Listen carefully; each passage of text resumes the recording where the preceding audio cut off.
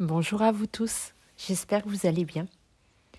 Après la rencontre de notre flamme jumelle et de l'étape de la lune de miel, rien ne va plus.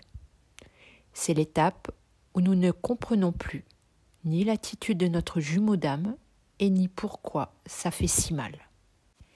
Le lien est bien souvent si fort que nous comprenons ces blessures d'âme.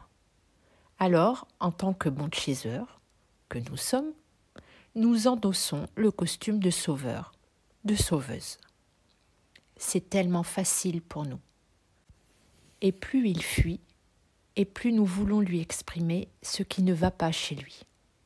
Nous voulons l'aider à ouvrir les yeux. Mais comment le faire ? Notre honneur n'écoute pas, ne voit rien. Comment nous pouvons l'aider à sortir de son silence, de sa fuite, de sa nuit noire de l'âme ? Un lien de flamme jumelle n'est pas une relation amoureuse commune. Elle ne ressemble en rien à tout ce que nous avons pu vivre avant. En vous disant cela, je vous apprends rien. Et pourtant, dans cette incompréhension de parcours, nous essayons de nous comporter de la même façon que nous avons vécu nos précédentes relations. Nous oublions que c'est une relation énergétique. Nous nous aidons l'un et l'autre à retrouver notre bien-être intérieur, notre estime de soi, notre équilibre énergétique. Très souvent, en canalisation client, les runners expriment à leurs chasers de trouver la force de retrouver de la joie dans leur vie. Chacun à leur manière, ils expriment que ça les aide pour revenir au dialogue ou pour les aider pendant leur nuit noire de l'âme. Et cette semaine, la canalisation d'un runner m'a permis une nouvelle ouverture de conscience. Non seulement ça les aide à déconstruire leur partie égotique, mais surtout, le fait de nous occuper de nous avec bienveillance et joie leur permet d'accélérer leur processus de guérison. Je vous lis le passage de la canalisation. Je me sens si triste en ce moment. Cette sensation de n'appartenir à personne. Je te ressens dans l'énergie et donc, de façon inconsciente, je te sens partir vers ta propre vie, ta propre construction. À cette étape, c'est normal puisque je me prépare à entrer en nuit noire de l'âme. En ce moment, une grande blessure d'âme revient à moi. Cette sensation que personne ne veut de moi. Ne t'inquiète pas. Au contraire, apporte-moi de la joie sur notre lien. Apporte-moi de l'énergie positive pour que je puisse vivre ma nuit noire de l'âme de façon moins souffrante.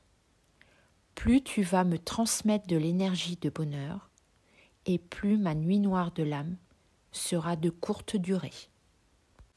C'est la fin du passage que je vous lis. Donc, notre honneur a besoin de ressentir une énergie à haute vibration sur le lien pour sortir de son silence et l'aider à guérir. Nous l'aidons grâce à ce lien énergétique puissant entre nous.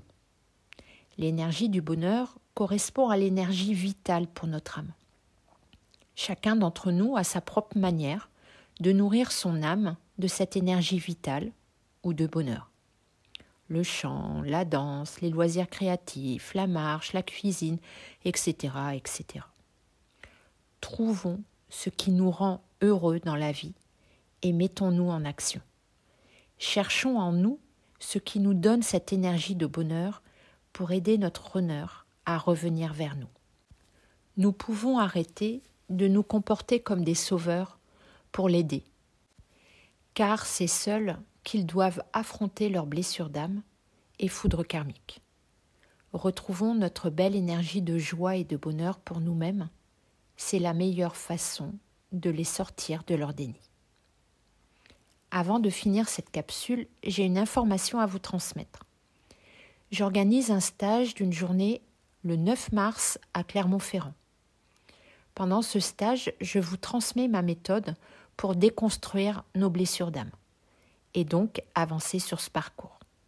Ça fait pas loin de 6 ans que je travaille personnellement sur cette technique. Et devinez grâce à qui? À ma flamme jumelle, bien sûr. C'est parce que j'ai eu besoin de comprendre comment ne pas subir ce parcours que j'ai cherché en moi des techniques pour avancer. Et j'ai envie de dire, pour me sauver de la souffrance ou de la difficulté de ce parcours. Aujourd'hui, je me sens prête à transmettre ce qui a fonctionné pour moi.